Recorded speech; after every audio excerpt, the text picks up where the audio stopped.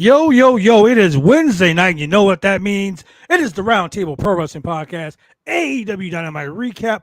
I'm your boy, the franchise player, Double B Pablo, joined by J&J Security. Once again, we are up here live, man, and this AEW Dynamite was actually pretty fucking good. What's up, boys?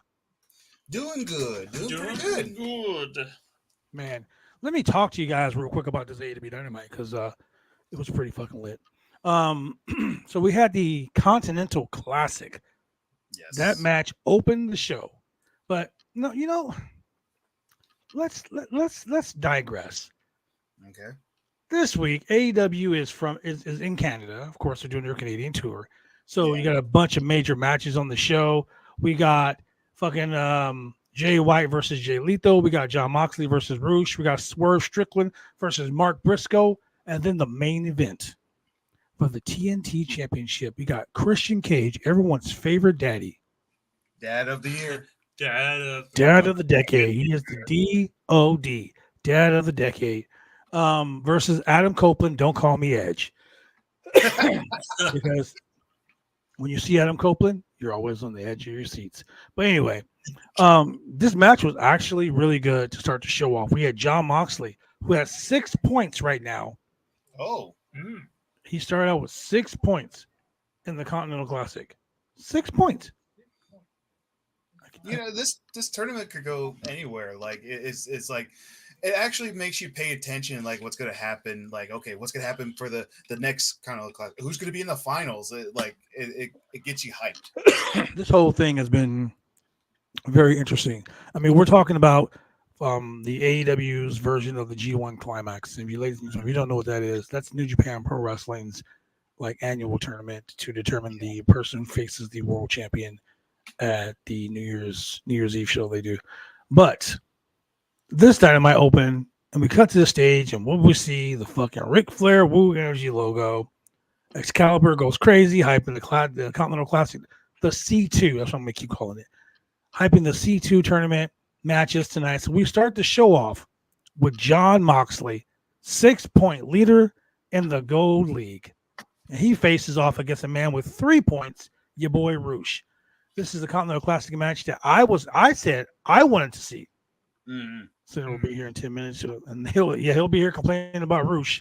So we're gonna go ahead and let this. We're gonna talk about that. So when he gets here, he can fucking shit on Roosh like Roosh did in the match. But anyway, Excalibur was going like, man, if Moxley wins, he has 9 fucking points, which eliminates a lot of the competitors from the tournament. Yeah, definitely. So there are a bunch of guys who didn't win any matches yet. Some are 0-3, and there's only 5 people in their bracket, so it's gonna be crazy. So basically, these guys threw the rule book out the window, man. Yeah, podcast is pretty late. I'm gonna probably end up hitting you up to play some COD afterwards, hater. It's been one of those days. So I mean, the tournament started out. These guys were in the ring, and I'm gonna tell you, Roosh is a hard hitting motherfucker. Oh yeah. And him and Mox were throwing forearms and punches and chops like they fucking hate each other. I mean, it was like me and fucking Petrov in a fucking street fight. Like just two motherfuckers that hated each other. I remember that day very well. Yeah. You don't dislike somebody really bad. You want to fucking put their ass out. It was a match like that. People were saying that this is like a Canadian street fight. And I'm like, neither one of them are Canadian, but whatever. Roosh put Mox on a chair and they fucking gave him like a savage ass boot while he was on the chair. Do belly to belly suplexes. They brawled. They brawled with the one chair between the two of them. Okay, they took the chair from a fucking security guard. Taz was like, "Yo, this is a good call by a referee. Just to let these motherfuckers fight. Just let them go." Because there's no disqualification in this. So I mean, quite honestly, if you lose the match, you get 0 points. If you draw, you get 1 point, and if you win, you get 3. So no one wants 1 fucking point. Everyone's going for that threesome. You know what I'm saying? Yeah. So man, like this match was fucking wild, man. They go to picture in picture, and I hate picture in picture when you're watching like a fucking Wendy's commercial Oh yeah, I hate those. Yo, what up, JPJ? We love JPJ on this, man. What up, JPJ? Hello. What game are you playing today, JPJ? You still playing baseball? You're still playing MLB. Um, this picture-in-picture bullshit. I hate I fucking hate I picture-in-picture. hate it too. Uh, I hate it. Picture- I hate picture-in-picture like AEW fans. I'm like WWE fans hate AEW. I just fucking can't stand it. But I could still tell you my favorite picture AEW commercial is Oh, with the Nick Pizza Hut Gage. one? Yeah, yeah. That one's still my favorite one. that was classic. But even if these guys don't win the Continental Classic tournament, I wouldn't mind seeing them in a rematch. Oh, we're gonna fucking see that. we're gonna see that. Roosh dominated the match after the break. Yeah. Roosh was giving him power drivers, going for that casual cover where he fucking does the Naito thing where he does the he puts he does like little lays his arm like yeah that thing. Yeah. I call it the Naito thing because Naito does this shit all the time. I call it the Sabu point. Whatever it is, it's stupid. I know, right? But so Roosh dominated. Like I said, Roosh dominated the match. Dude, there was one spot where Roosh gave a power driver, then went for the pin and got a near fall. Mox jumped up and dove through the ropes and tackled Roosh. I was like, what the fuck? They were fighting down. They were fighting outside again. The referee was like, they both better beat the count. Referee finally got to the 9. Both guys rode in. Roosh took control again. Was stomping Mox in the corner. Mox stops in the middle, like Roosh is stomping him, and Mox looks up and flips him off. As he's getting stomped out again. I was like, these motherfuckers are crazy. And when he flipped him off, Mox jumped up and gave him the fucking King Kong lariat, and then he gave him a Death Rider. I love that. But that was just for a near fall. Oh my gosh. It was a near fall. I was like, they just literally are beating the shit out of each other. like this, like for me, this is a way to start off like a fucking match where you want to win at all cost. Yeah. Because they were beating the shit out of each other. And me personally, if I was in a tournament like this, I would do some JJ Escobar shit. Yeah. I will do it for The Rock. I'll run a motherfucker over the car. Like I'm trying to swerve when I drive. Like I'm serious. Dwayne Johnson. Oh, I mean, I did it for The Rock. No, he's still The Rock, brother. He's always gonna be The Rock. I know. Yeah, I mean, he ain't the original Rock. I mean, he ain't Don Morocco, No, but he's still an Islander Rock. So I mean, he's all right. He all right. But yeah, Roosh, like I said, Roosh fucking got that King Kong clothesline, that lariat, and that Death Rider. 1, 2, barely kicked out. And dude, Mox is so smart because the moment Roosh kicked out, he clamped on that fucking that bulldog choke. Yeah. Referee, Roosh faded. Roosh passed out. Referee called for the bell. Now, great match. The match went 15 minutes. Mox earned 3 points, and now Mox has 9 points, which is great because I predicted that Mox was going to be in the finals of this fucking tournament on the gold bracket. Yeah. And then he was either gonna be Mox or Swerve, which is great because next week it's Mox. Well, I'm not gonna go ahead anyway. Well, yeah, next week it's Mox versus Swerve, and winner is coming. That's gonna be an interesting match. I'm actually really looking forward to it. I'm excited for these matchups like this because the good guy, bad guy bullshit you always see. Yeah. There really isn't no good guy, bad guy bullshit in this tournament. It's I want to win. Yeah, which I like. Even with the good guys in there, it's like, no, dude, I want to win, and I'm gonna do anything to win. Doesn't matter. I mean, think about it. If you're in the fucking NBA, and like you're in the NBA and you're playing that NBA tournament right now, are you gonna be like, damn, my friend plays on the Lakers, man, and I'm a Blazer. Should I win this tournament? Fuck that! I'm winning this tournament. Yeah, I want to win. I want to win. Yeah, I don't care if like it's like that with like if you're on the other team. I was like, yeah, if you're gonna win, I'll be happy for you. I'm gonna be mad. I'm gonna be mad that you won, but I'm gonna do anything to do the win. Yeah, exactly.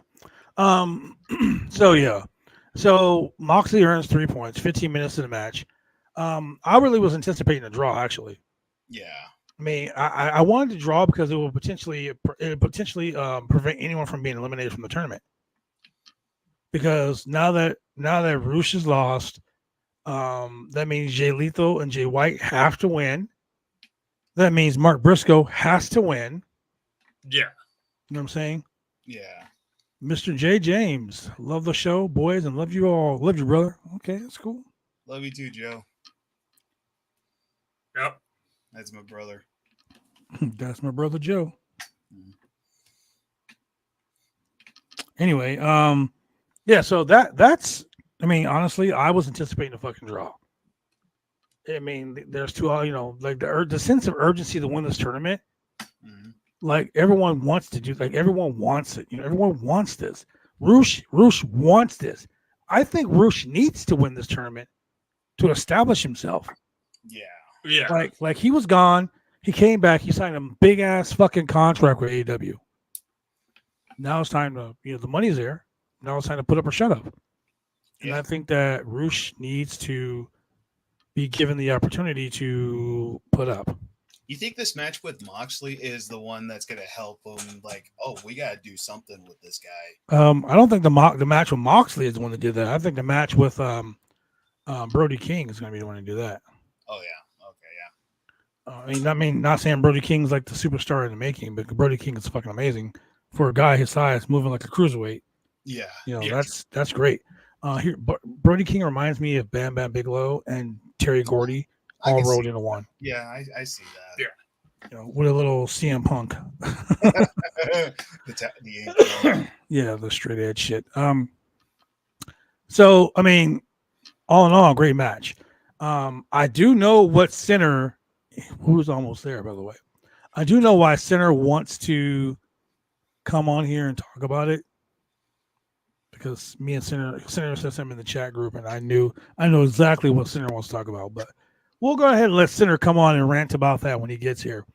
But let's go to Excalibur's talking about a video package for Jay White versus Jay Lethal. Now these guys have been 1-1. Yeah. Jay Lethal beat him once in Ring of Honor, and that was when Jay White was like a young boy coming into Ring of Honor, and then Jay White beat him in Ring of Honor too. So they're 1-1. I like this promo. I like the video package because it's highlighting two amazing guys, but it's also giving you like a backstory as to why both these guys need to fucking win this tournament. You know what I mean? And Jay Lethal, he's like 0-3 or 0-2. If he doesn't win this match tonight, he's pretty much out of the tournament. Yeah. And no one wants that. No one wants that. Especially if you're in this tournament, you don't want to be out. Yeah. Jay Lethal said it best in his promo. He said, when my back's against the wall, that's when I'm at my best. I like that. And that's true. No, most people, when their back's against the wall, they're at their best. Yeah. So with that being said, we're going to go ahead and take a quick commercial break so Center can get in here and give us his rundown on the match that we were talking about. And then we'll go to the next one. So ladies and gentlemen, we will be right back in approximately a minute, 20 seconds.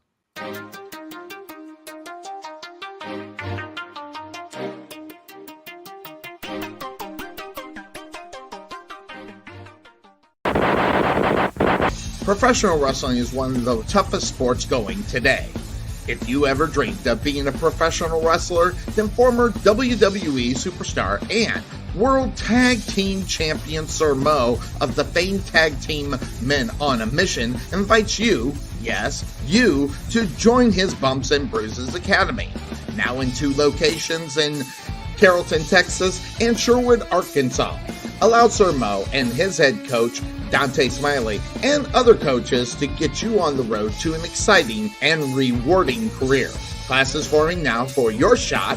Contact Sir Mo at 704-819-7312 or fill out an information questionnaire now. Don't wait, make your dreams come true today by joining the Bumps and Bruises Pro Wrestling Academy.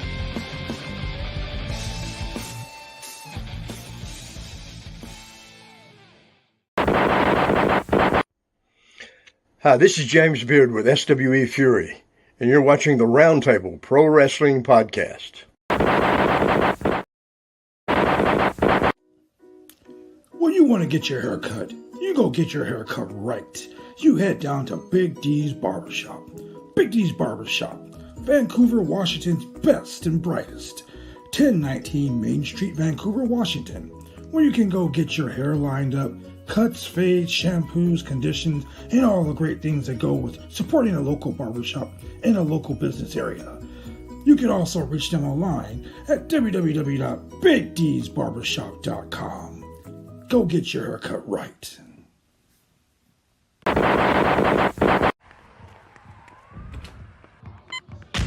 These are more than just the sounds of a safe place to go after school. These are the sounds of interest being ignited and of mentors making an impact.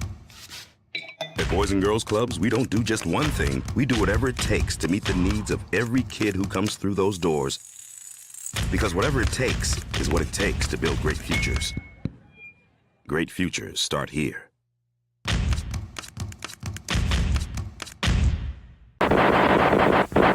Hey, it's Angelina Love, one half of The Beautiful People and one half of NWA's Psycho Love, and you are watching the Roundtable Pro Wrestling Podcast. That is right. We are back, ladies and gentlemen, and you are watching the Roundtable Pro Wrestling Podcast AEW Dynamite recap. And man, look, Dynamite was actually pretty fucking good. Excalibur, when we came back, Excalibur was plugged in the Christian Adam Copeland match one more time. Mm-hmm. Now, Renee Paquette was out at ringside, came out to the ring. Man, I love Renee. I do too. Yeah. I absolutely 100% love Renee. But, does it look like she's pregnant? Didn't even think about it. Actually, yeah. I was just happy to see it. I've been thinking about that. Like every time I see her, she's like in bigger clothes, and like Renee Paquette's a very like petite woman. So I mean, congratulations, I guess. I mean, yeah, maybe. But thank you for following us, Luchador Machado. Thank you very much for following us. And ladies and gentlemen, without further ado, the slowest motherfucker on the Roundtable Pro Wrestling Podcast, the late, the legend, my God, Sunday Saner. Hold up now! Stop the fucking phone. I got something to talk about. You know what? Let me tell you something, Sinner. Let me tell you before you go ahead and do this. I just need to get this out. I drugged the fucking show on long enough I was so listening. You can do this. let me take my hoodie off because it's about to get hot in here. Oh shit! Hold on, ladies and gentlemen, it's about to go down. I would throw it on the floor, but not fully 30. Look here. So at the end of the John Moxley Roosh match, why didn't Roosh just pull down his fucking tights and shit in the middle of the ring? I mean, he basically did that anyways when he hopped right the fuck up from being choked out. You were literally just choked out 2 fucking seconds ago to where you couldn't fucking move. And then as soon as the bell rings, you're up like, oh, let me go be mad at the referee.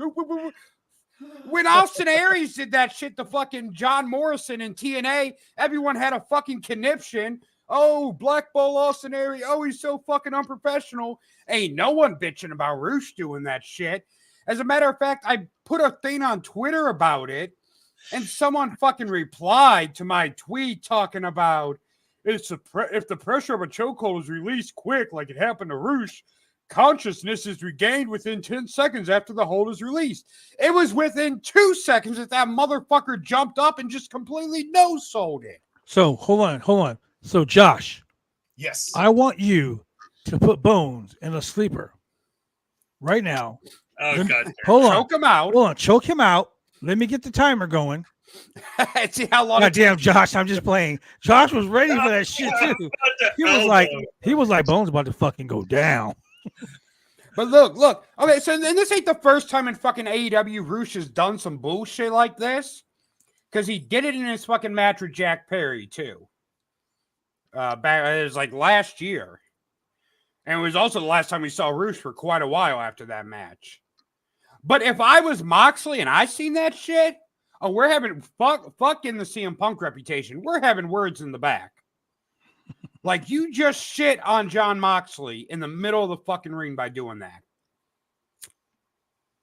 Okay, so I agree with you. I don't know how things work south of the fucking border, but here in America, God damn it, when you're choked out in America, you're choked out. You don't jump back up. That's why we got a bit of wall between the Mexican wrestlers who want to just jump up. They're probably in part of Antifa. They're Antifa. Roosh is Antifa. He jumped right up after the bell. Like it was no big, like it wasn't a huge loss. We got to make wrestling great again. They do not reflect those of the Roundtable Pro Wrestling Podcast. I'm just saying, if you elect me president of professional wrestling, we will build a wall between AAA and AEW to where AAA wrestlers are not jumping up as soon as they get choked out. We're going to make wrestling great again. Send me your donations. Once again, ladies and gentlemen, buy my NFTs. Those comments alone. Paying my daughter. Wait. Whatever you want to do, just vote for me. President of professional. Ratings. Look at the ratings. Look at the ratings on this show since I joined. Huge. We lost 3 people since you joined. Huge ratings. Back before I was on this show, they're working in front of a tea party at a birthday party. Now they're selling out arenas. Was it in Boston? It was in Boston. It was a like Boston tea bag party. Whoa. Once again, ladies and gentlemen, those are Sinner's comments. His comments alone, they do not reflect those of the Roundtable Pro Wrestling Podcast. Like, okay, I'm sorry, but like, remember when they got rid of CM Punk and that got rid of the problem in the locker room? Yeah, no, the problem is still fucking there, and its name is Roosh. Who like Punk went out there with fucking Adam Page, a guy he was not getting along with, and still put on a good match. Yeah. He didn't fucking no-sell him. He didn't bullshit him. Yeah. Fucking Roosh goes out there and no-sells John Moxley's fucking finisher. Come on now. What I was saying during the time you were away, the match was hard hitting. Oh, great match. They were out there beating the shit out of each other. You know what though? That ruined the match for me. It was a great fucking match. And if that wouldn't have happened, I would have said that match is a 10 out of 10. But because that bullshit happened, it ruined the entire match for me. I mean, I can see that too. I totally 100% understand. Yeah. It kind of put me off a little bit. It took me out of the moment. Like, I wasn't looking at it like that until you said something. And I was like, you know what? That's fucking right. And okay, so if he would have jumped up like he did, I'd still be like, what the fuck? But if he would have at least sold it after jumping up, yeah, like he sold fucking nothing after. Once he jumped wouldn't grab up, the referee, and that was he it. Grabbed the referee, started running around the fucking ring. While Moxley, that's supposed to be Moxley's fucking moment, first of all. Yeah. And like we don't like Jack Perry, obviously. No one's a fucking Jungle Boy fan. But Roosh did the same bullshit when he wrestled Jack Perry on Dynamite last year. Yeah, I agree. And I remember you said something about it then too. Right. And it's just like, I like Roosh. Roosh is a fucking hell of a talent. The problem with Roosh is he doesn't think he should lose it seems like. He feels like he should just be like on a Goldberg streak. It reminds me of back in the day, like people like Scott Norton, who would kick out as soon as the ref counted 3. Yeah. Like as soon as the hand came down 3, I almost kicked out at the rate. That shit's stupid. First of all, it's a fucking work. Wrestling's a fucking work. You could put over Mae Young one week and still be fucking in the championship match the following week, and it won't fucking hurt your credibility. It's a fucking work. Everyone knows it at this point. The secret is out. We know what is in the 7 herbs and spices. Yeah. I mean, but what is in Popeye's chicken? Never mind. We won't go there. So anyway, Renee Paquette came out on stage. She brought out Roderick Strong in the Kingdom. Tonight, they said Samoa Joe's going to put his hands on a hot stove. He's going to get burned. He said he's in a wheelchair because of the decisions he made, and and then every single day. So those decisions that he made have consequences. Then he stood up and added, "The chair is my consequence, and I will no longer suffer." And he tossed the chair off the ramp. Right. So I guess what he's saying is, shit's about to go down. He ain't in a wheelchair no more. Go suck it. Now, what we were discussing before you came on, and Center, I know you were very vocal. What do you think Renee Paquette's pregnant? Yes. See, I'm not the only one, dude. Yeah. So congratulations, Moxley and Renee. I mean, shit. Congratulations. So then we go. MJF comes out of the locker room, congratulates Hangman on this match against Swerve. So it was impressive to see two guys battle it out. Who can get more STDs? That's so fucking funny. That was great. That was so funny. Hangman said he didn't have time to deal with him talking like normally. He says he can have his interview time. He walked out. He said for no reason at all. He just was like, yeah, okay, whatever. He was verbally bent over in front of Bret Hart, blah, blah, blah, all this other bullshit. Hangman said it ended when he gave him a buckshot lariat and threw him over the top rope. So that's basically going back to that Bret Hart Battle Royal, wherever the fuck it was. I don't know. But anyway, Hangman and MJF continue back and forth while, talking about the World Championship. Hangman said, he can be proud when he's 70 years old at home alone, telling his cat about his title reign. MJF was like, well, whatever. Who cares? I'm going to say this right now, right here on the show. Let me go ahead and look at the date on my phone.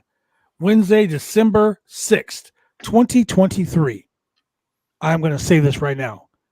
You're about to witness the biggest swerve in AEW. The devil is not Britt Baker. The devil is not Jack Perry. The devil is not even Wardlow. The devil is not Sunday Center. It may be. The devil may not even be Julian. He's not here right now. It may not be Julian. Punk. It's for goddamn sure not CM Punk. The devil is not Adam Cole, goddammit. The biggest swerve is that the devil is motherfucking MJF himself. What? Why am I here? And I'm going to tell you why the devil is MJF. It's obvious. Have you ever seen Batman and Bruce Wayne in the same room at the same time? Yes. Shut the fuck up. Hey, in the original series, Alfred dressed up as Batman, so him and Bruce Wayne would be in the same place. Okay. That is Realistically, in the Batman realistically, Batman animated series was on one of the cartoons. So okay. So you should have said Superman and Clark Kent. Oh God, shit. Okay. The point I'm trying, actually, you see Superman and Clark Kent at the same time, because if you watch fucking the CW when they had the crossover, Crisis on Infinite Earths, you're seeing Tom Williams as Clark Kent, and you're seeing Superman talking to Clark Kent. So anyway, point I'm trying to make is this. I'm not a virgin. I haven't seen that. Yeah, we already know you fuck chicks, bro. Anyway, the point I'm trying to make, I'm not Canceled. I'm not letting that go. You're canceled. Anyway, the point I'm making is this story is so intricate that Tony Khan didn't come up with it. I know that for a damn fact. Maybe it was going to be CM Punk. Maybe they're trying to bring CM Punk back in. He was like, no, go fuck yourself. I truly believe that we're all going to be shocked when the World Championship is on the line and Samoa Joe is about to get beat or about to win. The lights go off, the lights come back on, and Samoa Joe is surrounded by four dudes. And the lights, sounds like my night. No, wow. MJF is laying on the ground. The lights go off. The lights come back on. MJF's wearing the devil mask. So, MJF is going to be like the Black Scorpion. Remember how the Black Scorpion tried to be Ric Flair? So you're saying Ric Flair came up with this storyline? No, or Ole Anderson. Ole Anderson can, yeah. But you see what I mean? Like that was like a huge thing right there. Like Sting. I like what you're saying, but you're wrong. I hope I'm wrong. But the devil. So I'm going to name the devil and the henchman. We've seen all this before. It's the same MO we've already seen. The henchmen are Slapjack, Mace, Wreckage, T-Bar. T-Bar, and the devil is Mustafa Ali. Retribution's back, baby. Oh, you know what? Look. You know, no, but on some real shit, you know what I would like to see if it is MJF that is the devil? If the masked men are the Pinnacle and the Pinnacle gets back together. That right there will fucking be the biggest swerve because now you got fucking what's his nuts? Wardlow, like, I fucking hate you. I fucking hate you. I fucking hate you. I hate you so much. I'm gonna be your partner. Look, I just want to fucking see. Shout out to Drunken Owl. I just want to fucking see Sean Spears back on TV. Thank you for following us, Drunken Owl. I forgot all about Sean Spears. Could you imagine though, fucking the not inner circle, the Pinnacle versus the fucking Bullet Club Gold? So that would be good. That would be. Originally, I wanted Samoa Joe to be the guy. Like, I would have been so glad if Samoa Joe was like behind all of this, but I think that the fans wouldn't give a shit if Samoa Joe was behind it. No. He's already getting the world title shot. Yeah. So why would he be behind it? So in my mind, me being a bad guy, me being the heel. If I was the leader of the faction, I wanted them motherfuckers to be out there interfering in my matches. So I never lost. Yeah. And what all of us are saying makes sense, which means that probably won't be what it is. It'll probably be Ric Flair. It'll probably be fucking Jack Perry. It's gonna be Tony Khan. Okay, Taekwon, it is not gonna be motherfucking Sean Spears. It's gonna be Tony Schiavone. Wow. He's gonna be like, I'm tired of you calling me fat on the air, Excalibur. Fuck you, Nigel McGuinness. Hey, did you hear Tony call it fucking WCW tonight? Yes. Okay, I thought I was the only one who heard their fraudulent slip. Foreshadowing. Wow, I fucking hope not. If we see them beat WWE in 82 weeks, then I know. Right. It's fucking foreshadowing. They're gonna fucking bring Eric Bischoff in and then bring Vince Russo in. Oh no, bro. It's gonna be amazing. So let's be honest right now. AEW's in a down period. It happens in fucking wrestling. WWE's in a hot period right now. AEW's in a down period. Wrestling is secular.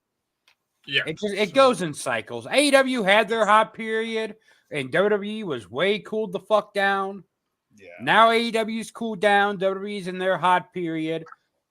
Who, though, either behind the scenes or in front of the camera, who could you bring into AEW right now to turn things around for them? WCW, you had Scott Hall, Kevin Nash, and Hulk Hogan turning. Yeah. Who could be the Scott Hall and Kevin Nash to come into AEW and change it? Or even backstage, who could be a mind to come in and change WCW? WCW? I mean AEW. Fuck, I did a Tony Schiavone.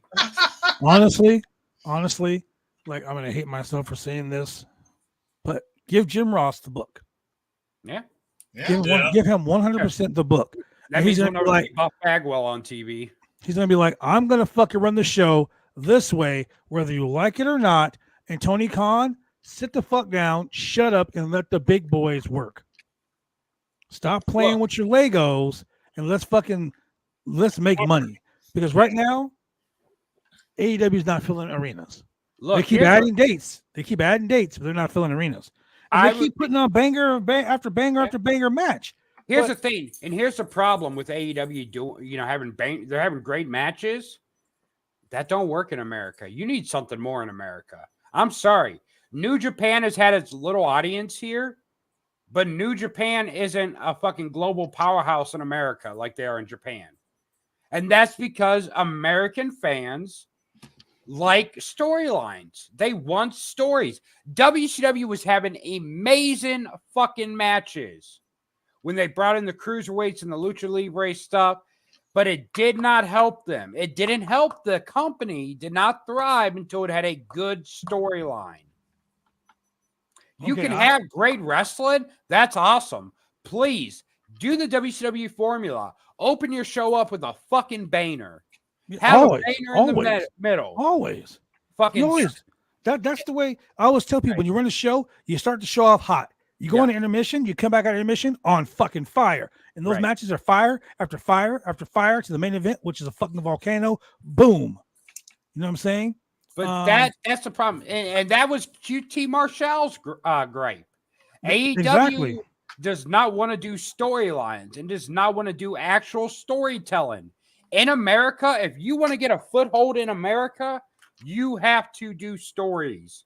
You know what? Someone said something about John Moxley saying he didn't see the CM Punk promo when he went back to WWE. And I'll tell you guys, like I'm a punk guy because as a wrestler, I always tell people when I first became a wrestler, I didn't want to go to WWF. I want to go to NWA. Why? Because I want to be a fucking wrestler, not a comic book character. Mm-hmm. I didn't want to be a fucking Saturday morning cartoon. I want to be a wrestler. You know what I want to be? I grew up watching. I wanted to be a guy that fucking had a bank account full of money. I wouldn't give a fuck. They gave me Rikishi's thong and said, put it on and go dance and do the funky chicken in the middle of the ring. Wow. As long as that check cleared every week, I wouldn't give a fuck. Yeah. I did join those NWAs too. AEW shows were emptier than a Von Erich family reunion. Yeah. I was Jesus Christ. Oh, God Hey, I'm just saying, damn, that right there totally gets a. But the point I'm making is, like, AEW can be so much better. They can be so much better, but they don't want to. They're too busy trying to upstage WWE. Mm-hmm. And at first, when they came out, they were the alternative. They were like, they were the. What's what I'm looking for? They were the saviors of wrestling. We're not sports entertainment. We're wrestlers. Look, a guy posted something on TikTok, and it was funny as shit because they were like, "We're wrestling." Because Kenny Omega was like, "We're wrestling." Then he showed a video clip of the Bucks dressed up like fucking characters from Ghostbusters. Here's the thing. No, it was first it was Ghostbusters. Then he goes, "We're wrestling." Then it was Space Jam. Then it was we're wrestling. Then it was Space Jam again. Here's the thing. If great wrestling was sufficient enough to make a company competitive with WWE, Ring of Honor would have been competitive with WWE a long time ago. Oh, hell yeah. They never were. The facts are facts. They never were. If great wrestling is what you needed to be competitive, TNA would have beat WWE years ago. Yeah. The problem is you need more than just great wrestling. You need compelling stories. If you look at AEW when they first started, when Cody was there. What's up, Thorny? When Cody was there, you had storylines. And that's the reason why Cody's not there anymore. Driven product. When Punk was there, you had a story-driven product. Once those two were ran out, then fucking Kenny and the Bucks got all their friends there. And it became just fucking great matches, yes, but that ain't gonna draw you a new audience. Yeah. So with that being said, before you say what you're gonna say, if there's a show on that has great actors, but there is no story, they just show up on your TV for 30 minutes every week and just do acting with no story, who's gonna watch that? Nobody. No one. You can have the greatest fucking actors all on a TV show. And we've seen this with movies where they've had a fucking movie with the biggest stars, the greatest actors in the world, and the movie bombed because the story sucked. That's what it is. You can't rely on just great wrestlers to bring you in an audience. You need a story that makes, because eventually you run out of dream matches. Yeah. And you run out of first time matches. And you're just doing the same matches over again because they did so great the first time. If you don't have a story, I have no reason to give a fuck while these guys are in the ring trying to kill each other. So I'm going to tell you this. Tonight's show, the main event, if they don't pop a high rating for this main event match tonight, they need to fucking really sit down and re-fucking think their whole formula for professional wrestling. Oh man, because they gave you a pay-per-view caliber match with the shit with the Russo ending. The ending was dumb as fuck. We'll talk about that when we get to it. But the point I'm making is so much is going on in this thing. Like, for instance, this tournament is a goddamn good story. Because you got Mark Briscoe in the next matchup in the C2 versus Swerve Strickland. Swerve already has 6 points. Yep. Mark Briscoe has none. And so Mark Briscoe's not going over Swerve. Mark Briscoe has to win this match. This match, 15 minutes announced. Dude, this match was so fucking good. Here's the thing, the crowd was chanting, "This is awesome." Fucking Briscoe hit the J Driller on the fucking ring apron. Here's the thing, Swerve, hold on. Swerve countered into a Death Valley driver, and then Swerve hit that stomp for that 3 at the 16-minute mark. 9 points. Now, what I was saying about this tournament having real implication, like consequences and repercussions. We got John Moxley. We got Swerve Strickland, who are facing each other next week, and Winter is Coming. I totally forgot Winter is Coming is next week, because that was like a in your house. That was like a Saturday night's main event. Like, that was a big show. Now it's just another fucking Dynamite. Doesn't really fucking matter. I mean, we remember when we first started doing Winter is Coming, we used to make them like big shows. Now it's just like, hey guys, see you guys next week. That's what it is like to me. So, but with matches like with Swerve with 9 points, with fucking with Moxley with 9 points, dude, someone's about to pop off 12 points and pretty much win this tournament, win their bracket in that one match. Can you imagine? Even if fucking Jay Lethal, not Jay Lethal, even if Mark Briscoe wins his match, if Roosh wins the next 2 matches, they're still out. This bracket, like this bracket made me feel like, fuck. This shit is fucking cool. And we thought this tournament was gonna be stupid because of all the titles and everything like that. Yeah. This bracket is actually fucking good. This, for me, this tournament saved Dynamite tonight. I get what you're saying. To me, the tournament being in a story in itself, you knew who was going to win between Swerve and Briscoe. Was there a doubt in anyone's mind that Swerve was going to win? I don't think there was a doubt, but me personally, I was hoping that Swerve lost. But you knew he would, because I knew he was going to lose. Come on, man! Right. But I wanted him to lose. The reason why I wanted him to lose is because I want this tournament to be prolonged. Here's the thing, and I really don't give a fuck about this tournament being prolonged, because they could have just thrown these matches on like they usually do with random ass matches. They killed the tournament for me when fucking Eddie Kingston said, right before it started, he'll be defending the titles in every match, and then he lost the first match and he still has the titles. Yeah. Huh? It's like it's like Tony Khan just books on the fly and doesn't know what the fuck he's actually doing. Like, he doesn't know what his next step is going to be. That's been AEW's biggest problem. I wouldn't be surprised if they don't even know who they're going to have rebuild as a double yet. It's going to be Tony Khan. Right. But I wouldn't be surprised if Tony really doesn't know who he's going to make the double yet. Yeah, that would be ridiculous. But that's how Tony books. Tony doesn't. So when I book, I start at the end and I work my way back. This is where we're going to end. This is what I want the final product to be. Now, how are we going to get there? And I book from there. Well, any booker with a half a fucking brain gets the fucking finish, writes backwards to the beginning. Right. Like Tony that's Khan. Like anybody do that. I don't think Tony Khan does that. Yeah, well, we talked about that. So Moxley's backstage. He turned around right into fucking. He says the best fucking line of the night. He turns around. He goes, "Hey man, I'm humble before God and my mother.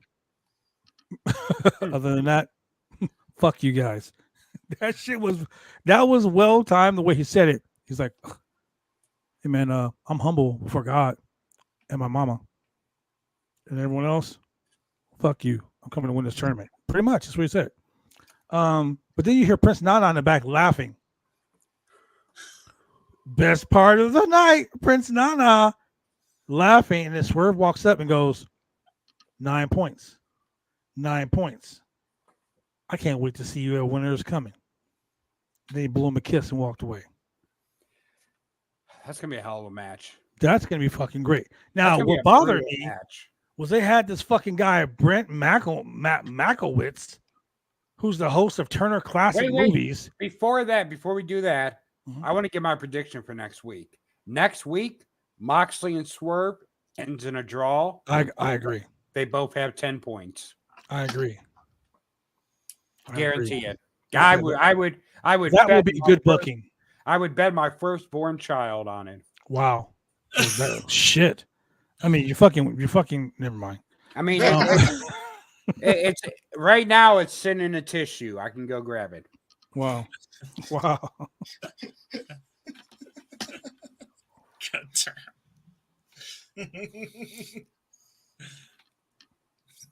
Anyway, this guy from fucking Turner Classic Movies does the most horrible intro. It was great. That shit, bro. Look it was here. so, Okay, it was here's so the thing. bad, I slapped myself. I was Here's- like, why'd you listen to this shit? Here's It the was that thing. bad. I'm a regular watcher of Turner Classic Movies, so I'm used to his introductions. So seeing that was great to me. Okay. I think it's got to be one of those things where you it's someone like it's something you've watched before to get it. Like that's how he does his introductions to the movies. So it made sense and it fit well. And I fucking love Tony Storm. No, don't get me wrong. Tony Storm and this whole classic timeless gimmick of hers, fucking amazing. But the shit that he was saying, I was like, dude, you are so people are going to fall asleep. That's the point, though. So you just want to kill the What? fans? You want to kill the Look, fans for your woman? You ain't killing the fans because when you want to go to sleep, you turn on an old fucking classic movie that's going to be so boring. You're just like, yeah. That's what classic movies are these days. I get it. Yeah, I loved it. I thought it was, and I love how they're announcing her as being from the Warner Brothers lot now. Yeah, that was great. I love that. Speaking of timeless, I just want to take a moment to say R.I.P. to Norman Lear, one of the greatest TV producers of all time. Put together the All in the Family, the Jeffersons, all of that. Yeah, that guy. Greatest TV producer of all time. When I saw that, I was like, wow. 101 years old. I mean, shit. You know, he lived a whole fucking generation. Did Bob Barker die? Yeah, Bob Barker died last year. Was it last year or year before? Yeah, I remember now because I had my kids spayed and neutered in his honor. Wow. Oh, goddamn. Goddamn. Once again, ladies and gentlemen, those are Center's comments. His comments alone. They do not reflect those of the Roundtable Pro Wrestling Podcast. But, ladies and gentlemen, if you have pets, spay and neuter your pets. Yes. So let's get to this. Because I found it really funny. Tony Storm is a great shit talker. Oh, yeah. When she was talking shit about fucking Sky Blue, and she was like, well, I'm over here winning awards and so on and so forth. You know, you are over here getting likes on likes on Twitter for your backside. Basically, she was just saying you ain't nothing but a big ass on Twitter. I mean, granted, this ass was the thick thigh save lives match of the night because Tony Storm versus Sky Blue for the AEW Women's World Title. Quite honestly, was pretty fucking good until it went to picture in picture. I love that they found something for Luther, and Luther fits that. Luther sucks in the ring. I'm sorry, he's god awful. He's a Northwest Classic. He's a legend here. What are you talking about? Josh is just Northwest people will fucking stab you. Josh is thinking about how he can murder you from where he's at right now. I don't give a fuck. Luther's god awful in the ring. He was good at one point. Don't get me wrong. I followed Luther for a while. He was good at one point. He ain't been good since a few years before he even got to AEW. Wow. Some people, but then again, hey, the man put his body through a lot. The man did, a lot of shit with his body. Of course, his body's going to break down. He's not going to put on great matches anymore. He, you know what? He found his spot in AEW with this Tony Storm stuff because his shit with the guy that fucking jizzes out of his hands wasn't it. Wasn't fucking it. His shit was Serpentico. Wasn't fucking it. Wasn't fucking it. But this shit isn't. Leave that alone. Put it down. I don't know what she's got. She just put a ball in her mouth. Never mind. Too easy. Is that one of my metal testicles? Too easy. Baby. I was gonna say it's one of your anal beads, but yeah, never mind. No. Too easy. Anyway, like her own asshole. Wow. Baby. Wow. Anyway, she jumped on me like, "Why are you telling people my secrets, Daddy?" This match was actually really fucking good. It went only 8 minutes, which kind of sucks because it was a really good match. Bro, Tony don't give time to the women. But the comedy between these, oh my god, the comedy was so fucking great. Yeah, so great. The spot where she jumped on Luther's Luther's that shoulders. was my favorite spot. Yeah, and he ran to the fucking ring post. That was great. But Sky Blue took that bump horribly. Yeah, horribly. This was a good match, but I personally think Nia versus Shayna on Monday was better. Yeah, Josh, what do you think about this match? I enjoyed it. I just wish it was a little bit longer than 8 minutes. Bro, Tony's not going to give women time on his show. Oh, no, I know that. I know that. Tony's got time on the show because she got herself fucking over. Not because of anything. Tony Khan didn't get fucking Tony Storm over. Tony Storm got Tony Storm over. Yeah, I agree with you. And she made Tony Khan give her time on the show by getting over. I agree with that. That's hella fun. Yeah. But the match ended with Tony Storm. Tony Storm, dude, that hip attack on the ring post. I mean, on the guardrail. God damn. Wait, can we? While we're speaking about women's wrestling, the opportunities they don't get in AEW, can we talk about Britt Baker's tweet from the other day where she talked about MJF got 30 minutes on the mic and I haven't even been able to hold the mic all year? Yeah, and that was not a work. Like there is some there, but CM Punk's on the locker room. So the locker room's all hunky dory, peachy, perfect right now, right? Obviously not. Yeah. And you know what's crazy? Britt Baker had some real shitty shit to say about CM Punk when CM Punk was the one that was fucking out there supporting the women's wrestling. Right. He was out there buying them fucking gifts every week, making them feel special, putting them over. CM Punk put Britt Baker's name in his mouth more than fucking her fucking man, Adam Cole has. Oh, yeah. Like, when's the last time you heard Adam Cole fucking mention Baker? He was putting them over. You know what I'm saying? So, yeah, I bet you guys all feel fucking shitty now. You know who else fucking was shitting on AEW this week? The Hardy Boys. Yeah. Matt sure fucking had a lot to say when CM Punk got released. Yeah. So I was this fucking karma now. Yep, that's what it is. Because all the people that fucking came out against CM Punk and talked all that shit now are pissed because they're not fucking getting any time. And I said it last week. I thought the Hardys were heels now because they've been acting heelish. That's the way it is. And one thing I've learned in professional wrestling is that your biggest haters are just your fans in denial. Yeah. And the moment they think they can strike and they can steal your spot, they can steal your limelight and get your job, the moment that you're gone, they fall to the wayside. That's why so many people were glad the Punk was gone because they thought, oh, that's an open spot for me. And not a single fucking one of them got it. Yep. That spot went to MJF. And then Adam Copeland came in and took that spot. It is what it is. I mean, you fucking... Hey, look, Matt, you got rid of the fucking guy making the company money, and in return, you got the guy that fucking banged the girl you wanted to marry. Boom.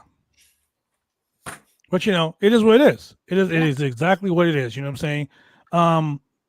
Wrestling, life, be careful who you shit on. I always tell people, be careful who you shit on your way up that ladder. Yep. Because guess what? You're going to see them motherfuckers on your way down. You're going to slide through their shit, slide through that same shit on your way down. Yep. Anyway, so Riho, who comes skipping to the ring, who confronts Tony Storm.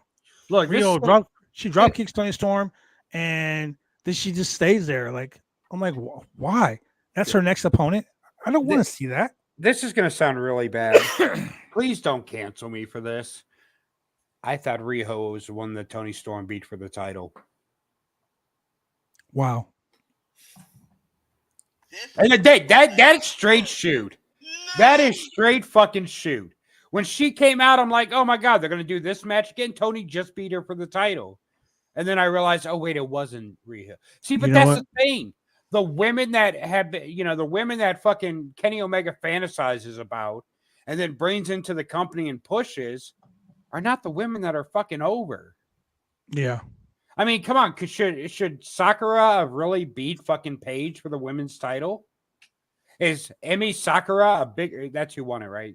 No, Hikaru Shida. Oh, goddamn. Is Shida? Oh, shit. Should go fucking just okay. Cancel me. I'm sorry. Fucking cancel me at this point, ladies and gentlemen. I'll go ahead and give it to him right now.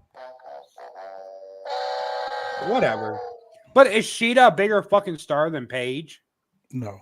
Is Riho a bigger fucking star than Tony Storm, especially right now? In Japan, maybe. In America? Because No. guess what? That's where you're making your money is in America. You're not making your money in Japan. You cater to the audience that you're trying to make the most money from. And guess what? When WWE goes over to Japan, they make more money than New Japan.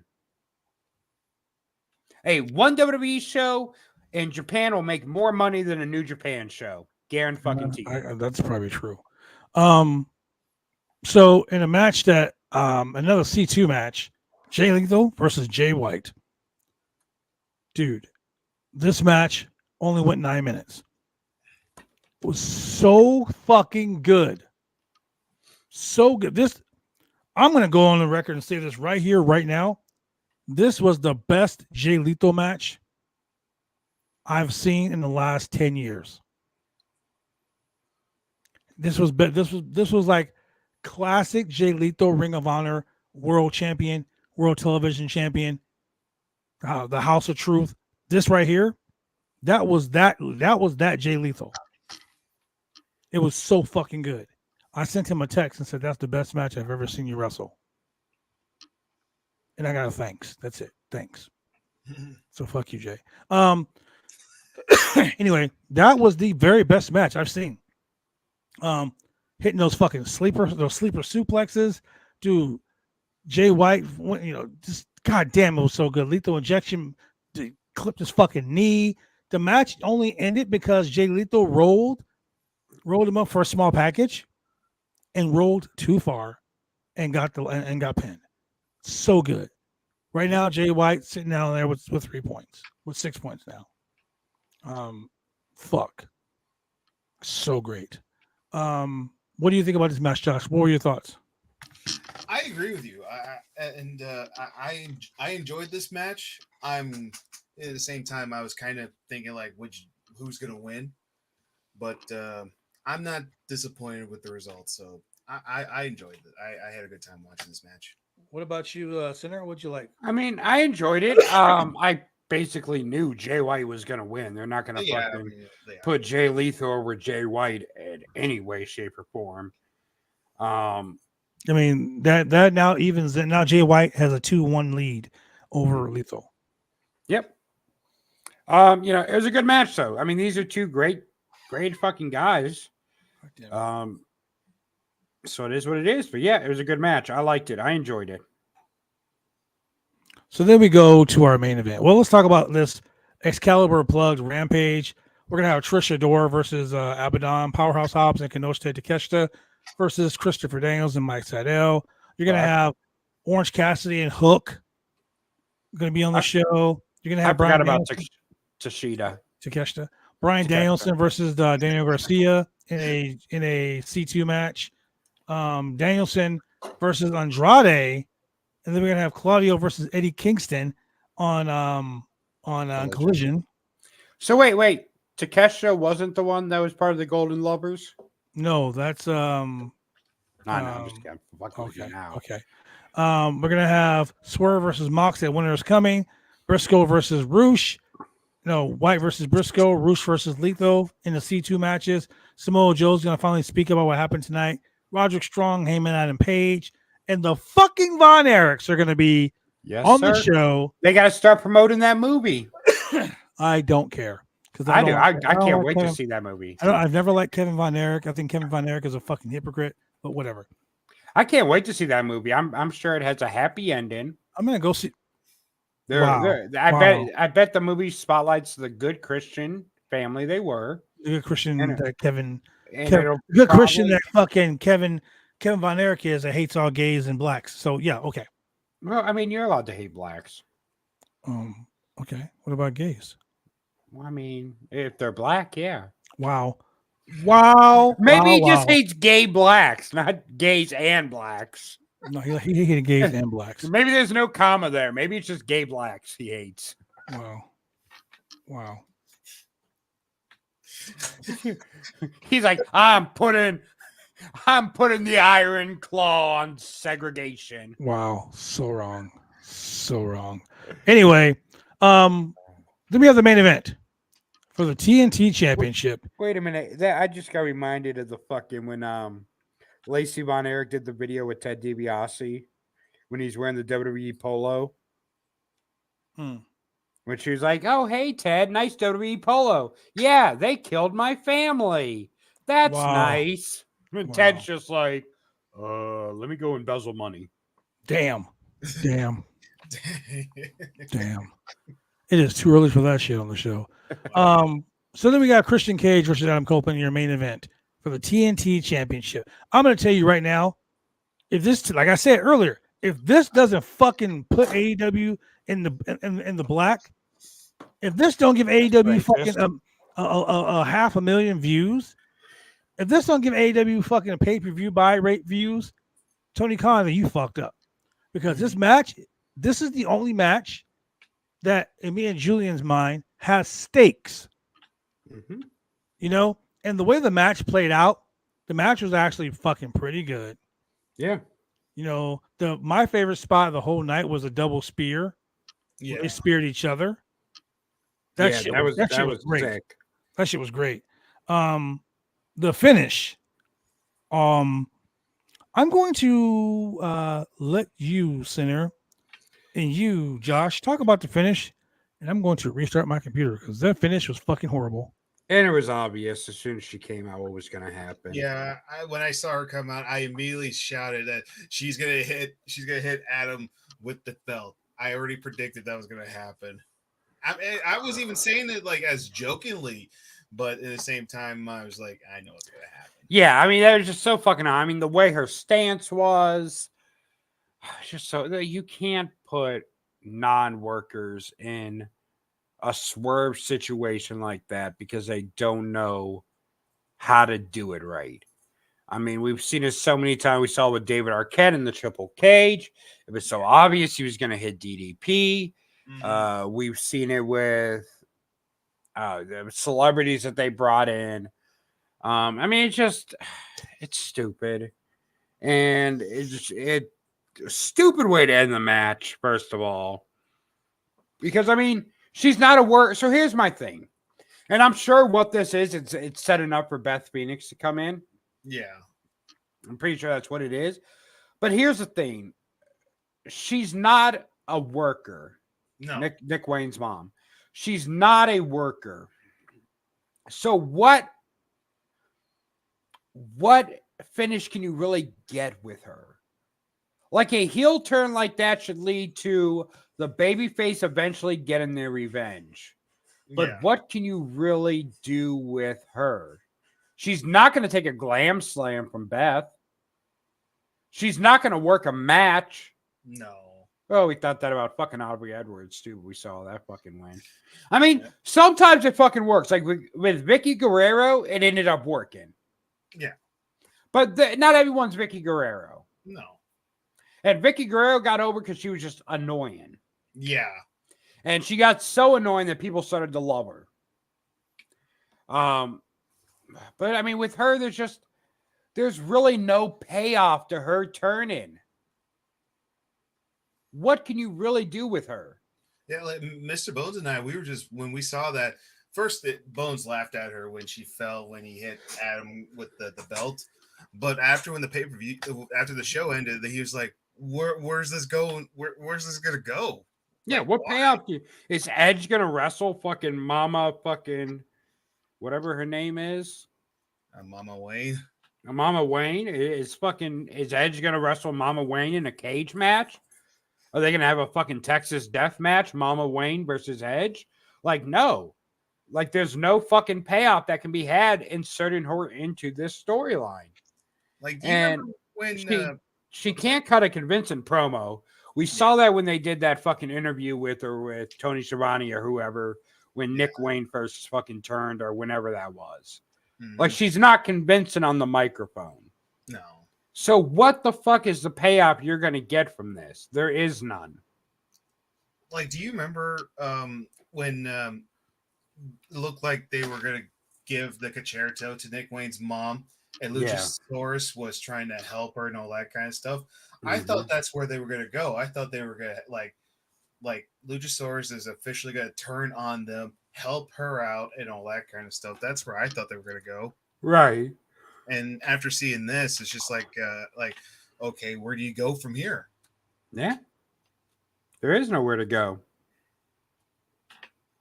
Yeah, it's just like did Vince Russo write this? That's what it felt like. Where the Because fuck's blood at so we can wrap this shit up? Because I'm gonna say this, I was looking forward to seeing this match. I mean, I expected Christian to cheat to keep the belt. I already Obviously, I knew Edge wasn't gonna win. yeah, but with this type of way, I was like, there could have been something better how they ended it. Yeah. But yeah, But- I don't know. Yeah, blood's on our back. We're going to wrap this shit up. We appreciate you for joining us. Next Wednesday, we're back with trivia. It'll be back next week, and the winner of trivia is going to get right behind me, that Danhausen zombie sailor figure. And then Christmas week, 2 weeks after that, we're giving away a CM Punk AEW Supreme figure. Ooh-wee. Ooh-wee. So don't miss it. This Friday, we'll be here for some really awful wrestling. Saturday, we're doing a little collision. Watch it and watch. Monday, these J-Brones will be here for the Raw review. I will not be here because I will actually be at Raw. So I will not be back for the review show. I hope you have fun at Raw. Maybe I'll be back for the review show because I don't know if I can sit through fucking 4 hours of fucking WWE live. I may leave before the main event if we are. When Punk's promo. Yeah, after Punk's promo, I may just up and fucking leave. No, probably not. I'll probably say I pay his good seats. I'll stay. Yeah. But yeah, so don't miss. Don't forget, miss us. Don't miss us. Yeah, miss us on Monday. I won't be here. Miss Monday. Fuck them. They don't. They ain't entertaining. No. Yeah. So join us Monday for a Raw review. Every Wednesday we do Dynamite. We do trivia. Friday's Really Alpha Wrestling. Saturday Collision. And then when we have PLEs, when we have pay-per-views, we are right here to talk about them live. Oh God, are we doing the NXT pay-per-view on Sunday? There's an NXT pay-per-view. Yeah, Deadline or whatever. I didn't know anything about it. I think that's this week. I mean, I don't watch NXT. So. Maybe Blood would tell us. Ain't there an NXT pay-per-view this week, Blood? You know, that might be a good. Oh yeah, idea. Deadline. Deadline is this weekend. Do you know what the card is? Fuck no, I don't know what the card is. Do I look like I watch fucking NXT? I can look for you if you want me to. Yeah, because we could trust you. I thought Nikita Lyons was back. She made an appearance, but okay. So let's see. Updated card for NXT Deadline. We're gonna get Baron Corbin versus the NXT champion Dragunov. The Iron Survivor Challenge is going to be Dijak versus Trick Williams versus Josh Briggs versus Braun Baker versus Tyler Bate. We're going to have the Women's Iron Survivor Challenge, Tiffany Stratton, Last Legend, Blair Davenport, Kalani Jordan, and Fallon Henry. For the North American Championship, we're going to have Dominic Mysterio versus Dragon Lee. We're in a steel cage match. We're going to have Roxanne Perez versus Kiana James. And then we're going to have Carmelo Hayes versus Alexis King. Okay, so this is where I'm fucking upset about this whole card right here. And I'm going to start with Carmelo Hayes versus Lexis King. Why the fuck are we going to have Lexis King on the show with Axiom and Nathan Frazier, who are going to tear the fucking house down on the kickoff show? Get the fuck out of here. Right. Brian Pillman is horrible. Carmelo Hayes, Yeah. your shoulders are going to hurt really bad from carrying all that fucking weight. Right. So, in other words, it looks like Kiana James is actually pretty good. Her and Roxanne Perez in a cage match. Dominic Mysterio versus Dragon Lee. Dragon Lee's finally going to win the North American Championship. Tiffany Stratton versus Lash Legend versus Blair Davenport versus Kilani Jordan versus Fallon Henley. Tiffany Stratton obviously is going to win that. Dijak, Trick Williams, Josh Briggs, Ron Breaker, and Tyler Bate. I would hope that Dijak actually wins something. Yeah. But it'll probably be Braun Breaker because, you know, they suck his dick. Ilya Dragunov versus Baron Corbin. I don't see Baron. I would love to see Baron Corbin as the NXT champion. Me too. But I don't think they're going to put the belt on him. I think Dragunov's going to keep the title. Because this would be Dragunov's, like, what, first real title defense since winning it? Yes. I mean, he's defending the title against the former champion, but, you know, it is what it is. Yeah. I don't know, man. I mean, if you guys want to do it, I'm fine. 7 matches. What time is it to start? Oh, I don't know. Probably 8, probably. On Saturday? Yeah. I think it's Sunday.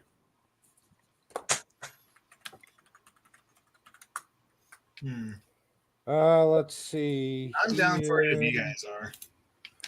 It's Saturday at 8 p.m. Eastern. So 5 p.m. I mean, I guess. Same time as Collision.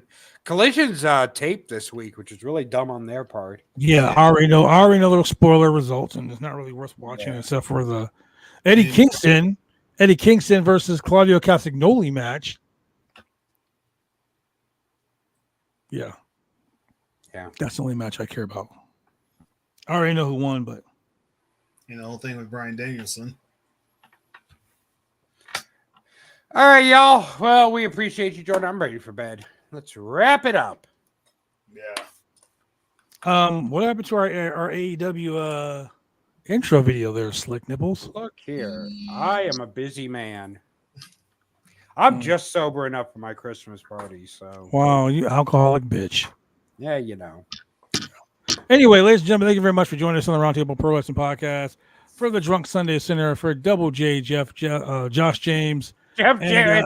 I'm the drunk one, huh? Yeah. I'm high on painkillers, Ain't my I friend. great? Ain't I great? Josh, No. I'm glad that your fake Josh page is gone. Yeah, me too. No, I like fake Josh much more than like real Josh. That's Josh 2.0. Fuck that guy. I like Josh 2.0 wasn't posting fucking Juggalo shit. I like you say him Josh more. 2 porno? Wow. Okay, Yeah, anyway. that too. Ladies and gentlemen, we will see you guys when we see you. Have a great day. See you on Friday for some really awful wrestling. Girl. Really awful wrestling. You're gonna get us copyright stricken. That's No. a copyrighted song. But you know what? Thank you for joining us.